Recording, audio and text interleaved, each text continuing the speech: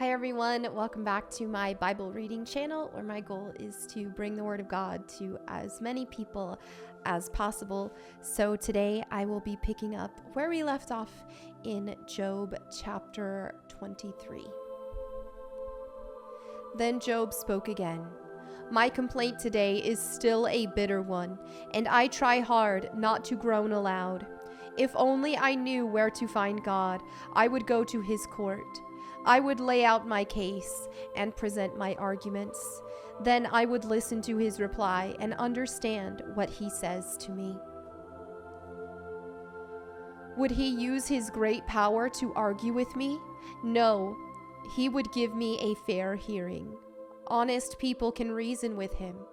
So I would be forever acquitted by my judge. I go east, but he is not there. I go west, but I cannot find him.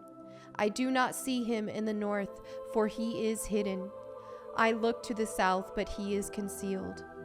But he knows where I am going, and when he tests me, I will come out as pure as gold. For I have stayed on God's paths. I have followed his ways and not turned aside. I have not departed from his commands, but I have treasured his words more than daily food. But once he has made his decision, who can change his mind? Whatever he wants to do, he does. So he will do to me whatever he has planned. He controls my destiny. No wonder I am so terrified in his presence. When I think of it, terror grips me. God has made me sick at heart. The Almighty has terrified me. Darkness is all around me. Thick, impenetrable darkness is everywhere. Job chapter 24.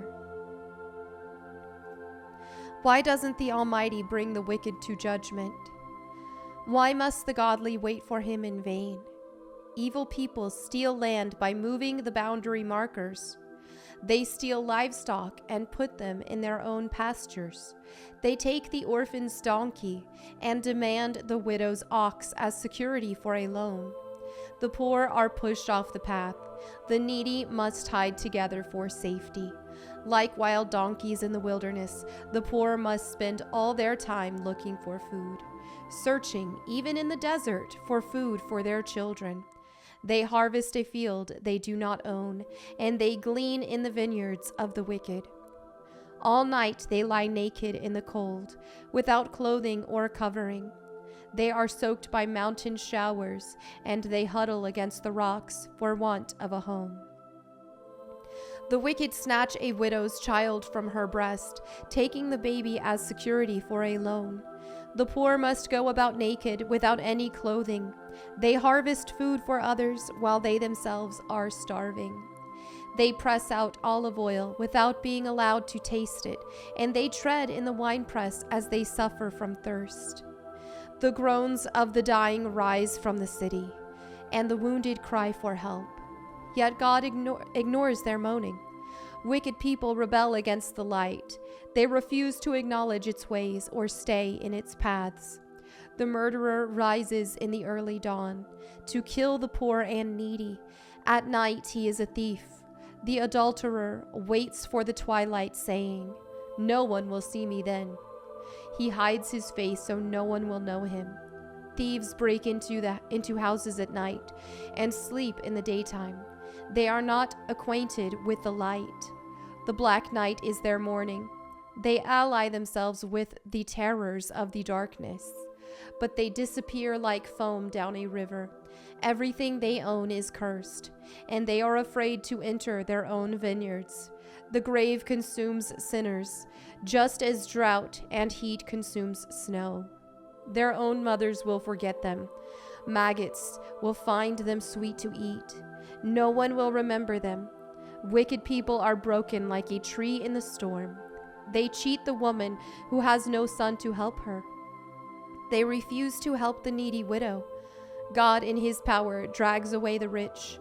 They may rise high, but they have no assurance of life. They may be allowed to live in security, but God is always watching them. And though they are great now, in a moment they will be gone like all others, cut off like heads of grain. Can anyone claim otherwise? Who can prove me wrong?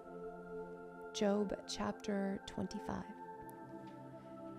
Then Bildad the Shuhite replied, God is powerful and dreadful. He enforces peace in the heavens. Who is able to count his heavenly arm? Doesn't his light shine on all the earth? How can a mortal be innocent before God? Can anyone born of a woman be pure? God is more glorious than the moon. He shines brighter than the stars. In comparison, people are maggots.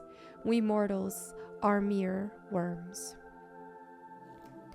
And there you have it for today's Bible reading. Thank you all so much for your fellowship.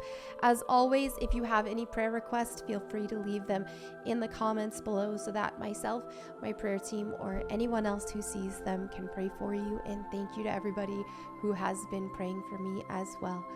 So there you have it again. I will see you all tomorrow. God bless and goodbye.